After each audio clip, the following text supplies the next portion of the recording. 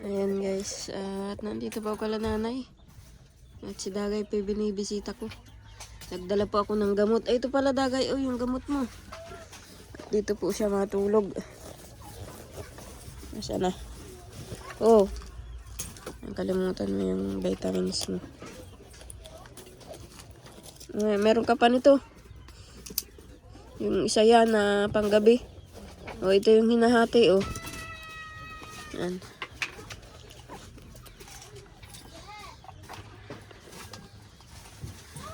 Baka nangangalaglag ang gamot mo, ha? Wala ka na ba dyan sa wallet mo? Baka mangalaglag, ha? Silid mo dyan. Ayan guys, at ako yung makikikape naman. At ako po yung sinisip mura. May asukal ito, Jason? Wala po.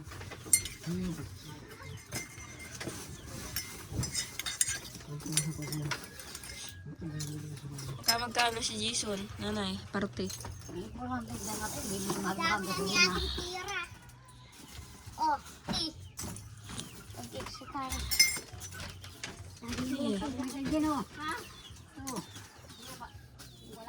pa ba tira? Ha? Ano pa tira sa hali? Sa bahay. Bakit? At sila. Tapos may 400 ka ngayon. Hindi marami kang pera. Ipunin mo at mapista baga ng bayan. Makagala, tapos makabili ka uli ng short. Kaya lang kahit bumili ka ng short, di mo naman sinusuot. Tambak na lang ang damit ni Jason. Ang bili mo na lang brief. Jogging pants. Napista na baga ng bayan. Layo-layo pa naman. Kaya lang ay maano pa rin ang pag-iipon.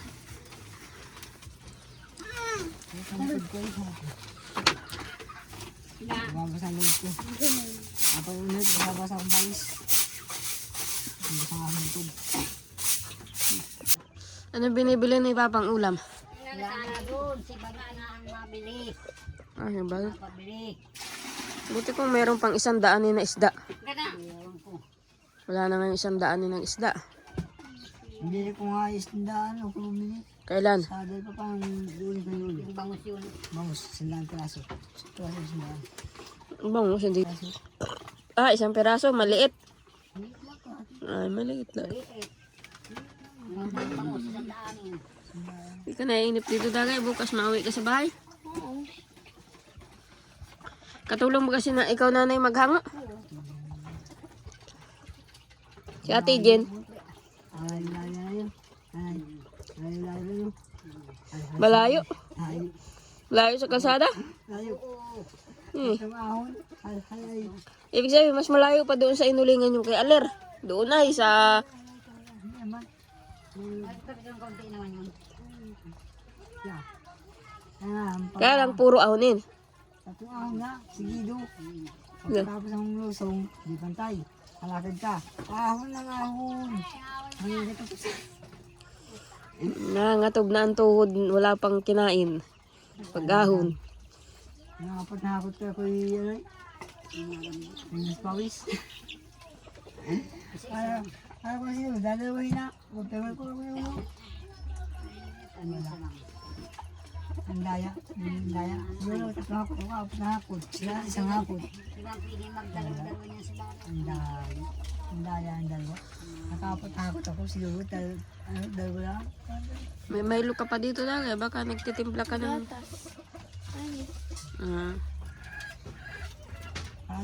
Yung aso nagsabid na. Ayun na, di ka na makano. Hindi ka. Yung aso ni Ate Jen. Lagi na lang nasa pinto.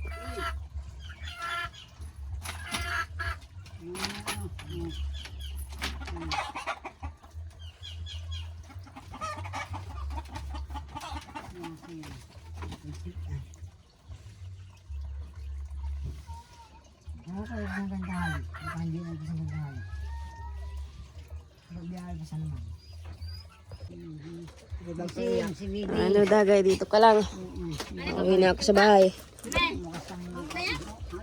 Ate Jen, di ka masama?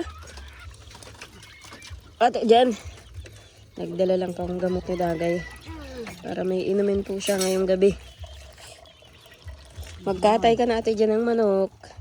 At unay na nga si Papa. Nakabalik na lang si Papa, si Jason. Hindi pa. Hindi pa nakapunta. Si Jisoo nga pa rin doon. Gabi na. Bilis lang maglakad ni Papa. Kabahog na agad ng aso.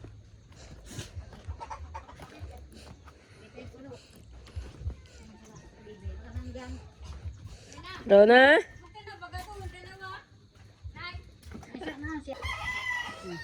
Makabahog ka na?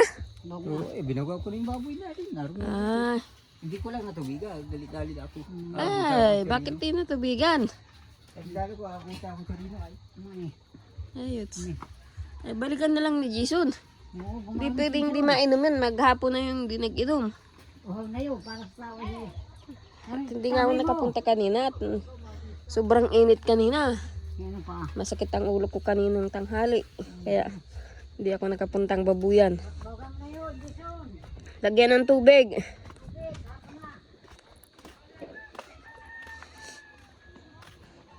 Ayan, natapal pa mamaya sambong na may kanin. Nagpasingaw na ako kanina. Kaya masakit pa rin ang ulo ko. Ayan guys, nagbabiyahe po ako. Papunta po doon sa school po namin. At ihahatid ko lang po itong sombrero ng aming tuga. At pinatahi pa po namin. At kinapos nga daw po sa oras yung mananahi. Kaya nagpatulong sa mga estudyante. Kami nga po yun. Kaya yan, kanya-kanyang patahi na lang po. Yan sa sombrero lang naman po. Kaya ngayon, ihahatid ko na po at kailangan na kasi lalagyan pa po nila yung palawit po sa gitna ng sombrero. At ngayon, ihahatid ko na muna po sa school dahil tanghali natin. Tanghali po ako sa pag-aasikaso sa bahay.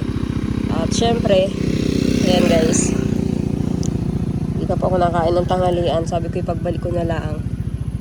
Ayan, at malayo-layo po ang aking biyahe. Hindi nga po ako makabidyo at ay nagmumotor. Ayan guys, mamaya na po ako magbibidyo. Ayan guys, sobrang init. Sakit po sa ulo ng init. Ayan, nandito na po ako sa school. 3 sombrero po yung labit ko at pinalabit na rin po sa akin ni Balot yung sa kanya at saka yung kay Mary Ann.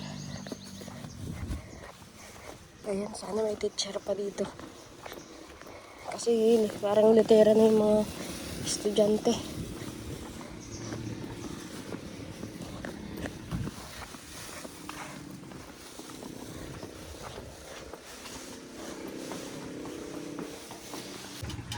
Ayan guys, at nandito na rin po ako sa bahay. Ayan, narating ko lang po at naghatid nga po ng sombrero ng tuga po namin. Ayan si Jason naglalaba po ng pamunas. Grabe po ang init. Ayan guys, at may relo si Dagay dumating galing Shopee.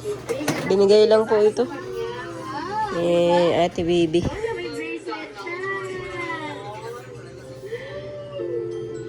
Binigay po ng mag-asawa ni Ate Baby. At ito nga po yun, China-charge po pala.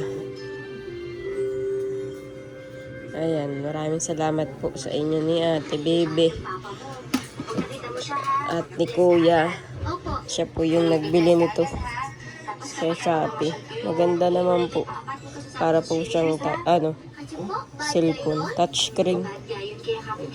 Smartwatch. Ito na ba natin yung vitamins mo?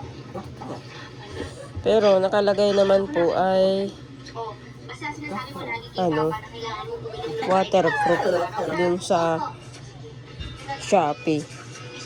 Ewan ko kung totoo. Kung pwede nga basain yan. Sinards muna ni Dagay at lubat yan.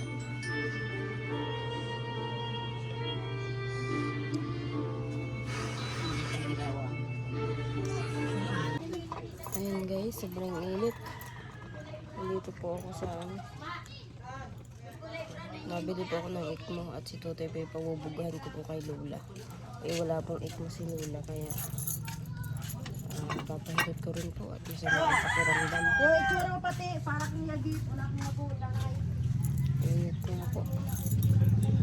Inaantay ko lang pat. Nag-aanit po ng ikmo.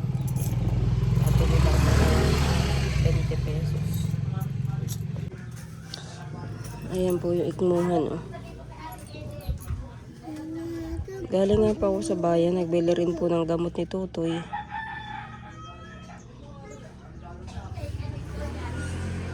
At saka gamot ko din po sa sakit ng ulo. At nag-idlip-idlip nga po ako kanina pagkagaling ko po sa school at sobrang init. Nag-idlip po ako at nasakit na nga po yung ulo ko na naman. Nagawa siguro po ng init na rin. Kaya sakit sa ulo. Nagbili rin po ako ng gamot. Kaya maraming salamat po kay ate Chayo. Nagbigay po siya ng pambili-bili po namin ng gamot. Nakabili po ako ng gamot ng mga bata. At saka nagbili po ako ng malaking Vicks. Panghilot ko po kay Tutoy at sinisip ko na nga po. Nandun pa yung motor ko. Galing nga po ako sa bayan. Bili ng gamot. Tapos ngayon diretso naman po ako dito para bumili naman ng ikmo. Gagamitin pag hilot kay Tutoy. Pagbuga sa tiyan.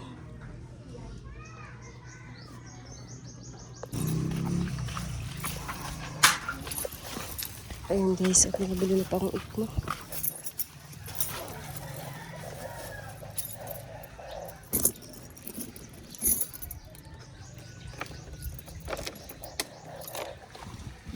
Ayan guys, at dahil nga po nakabili na po ako ng ikmo, ayan, nadala lang po ako kay Lula ng ilang pirasong gagamitin kay Tutoy.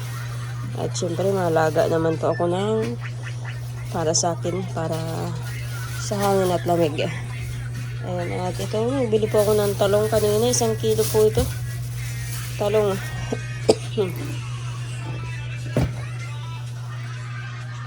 Ayan. Pinapahanap ko pa. Ano? Anong lutong tanong? Ay, anuhin mo na pala ito. Pirituhin mo na. Sasausaw na lang to sa tuyo na may kalamansi. Hindi. Piraso. Maliliit ito. Anuhin mo na. Maliliit lang yan. Oo nga, ilang piraso yan? Kaunti lang yan. Ubusin mo na yan. Pirituhin mo na. At ang... bagay, maliliit lang yan. Naliit ito eh. Kaya nga, kakaunti lang yan. Pusin na ito. Ubusin mo na yan, lutuin.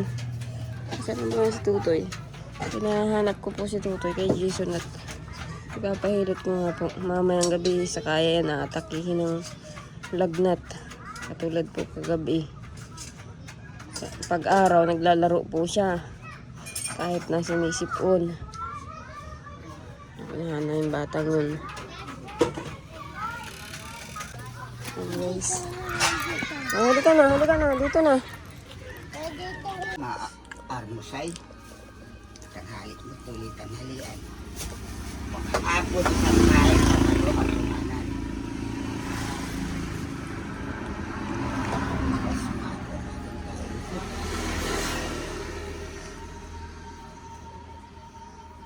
Kabilang kamay. Kamay daw. Tutoy. Bigay mo yung kamay mo. Kabilang braso. Ito. Bait ba kaya pala na gusod na yan? Harap ka kay Lola. Hubarin mo yung chinilas mo. Ay, hiluto na binti. Hubad na yung chinilas. At masampa. Dahil na, dito. At ang init ng katawan mo,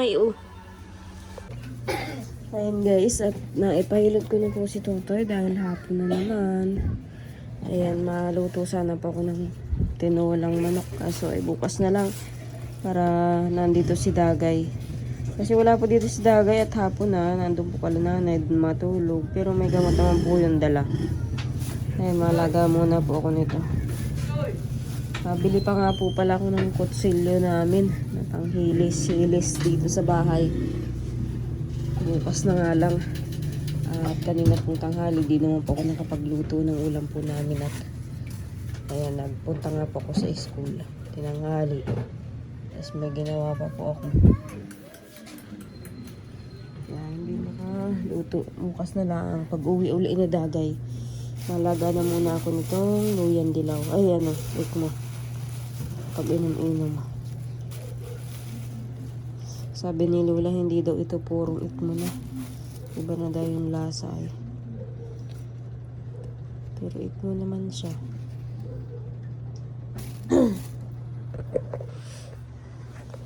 Ano, naluto mo na yung talong? Ha? Ay, ito na yung lahat. Yan na yung lahat. Oo. Konti pa lang. Bukas na lang mga sabaw. Wala man si Dagay. Ang dilim. Pundi na yung ilaw dito. Tapon din na ba yung ilaw dito? Parang. Ayan guys. At ano, hindi pa rin ako naliligo. Simula nung ako'y trangkasuhin. Kasi mabigat. Parang nalulula pa yung ulo ko na ano. Ayan, bukas po guys, pupunta na naman kami sa school kasi parang may brigada kami ng mga graduate. Brigada at saka may practice yata po. Siyempre bago po akong umalis dito, lutuan ko muna sila Dagay ng sinabaw, yung may sabaw. Makain muna po kami, kasama ko po si Balot bukas. At siyempre mamaya po hilot-hilotin ko mamaya si Tutoy ng Vicks. Nagbili nga po. Hinilot ko na po kanina. Pero pinahilot ko pa po si Tutoy kanina. Kay Lola. At grabe nga po ang sipon. Sinisipon na. Yung malaking Vicks na nga po yung binili ko. Yung ganito.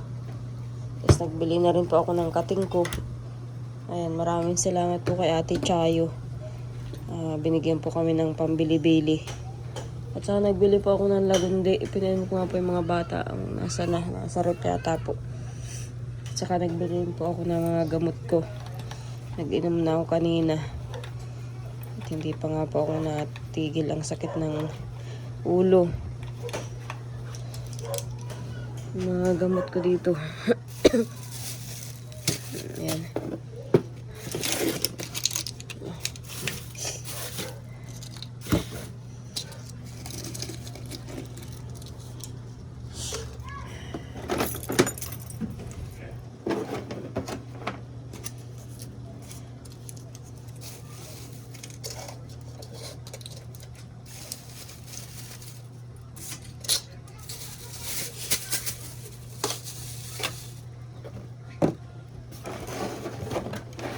Tapos mamaya pong paggabi, hilutin ko ulit si Tutoy ng Vicks.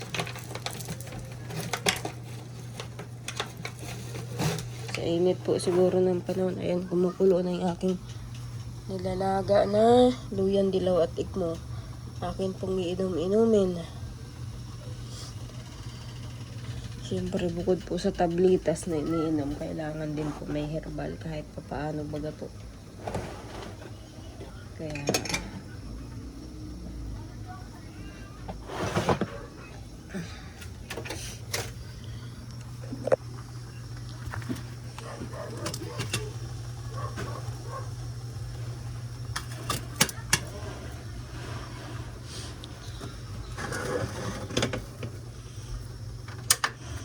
kulay po dito ay kulay dilaw. Medyo ano pa nga po, maputla. Dilaw po ang kulay.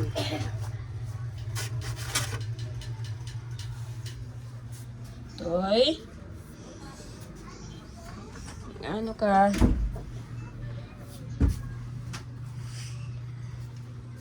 Ha? Guys, nisip ko na naman. At yung pong binigay naman po ni Ate Bibi na relo ng mag-asawa ay ito. Naka-charge pa rin. Kasi 25% pa lang ang nasa-charge. Hindi pa nadala ni Dagay. Bukas niya po ito masusuot na. At yung charge ko pa nga po ay 25% pa lang.